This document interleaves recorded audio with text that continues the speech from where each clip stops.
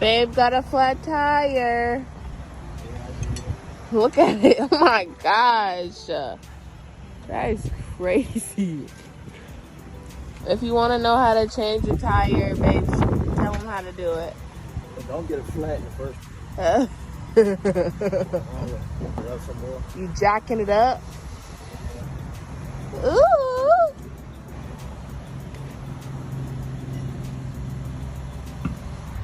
I'm currently in my car watching him, making sure everything's good, you know, checking the surroundings, doing what a girlfriend's supposed to do. There you go, Daddy. I can't believe that tire looked like that. That's crazy. All he's doing is tightening the bulbs now. She's 30. You want to make sure when you tighten the wheels, do it in a star pattern. A what? A star pattern. Why? So all the wheels can be properly aligned to the road. Oh.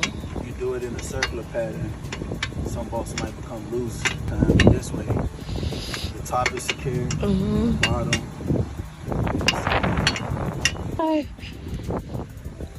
Look at that, y'all. Brand new.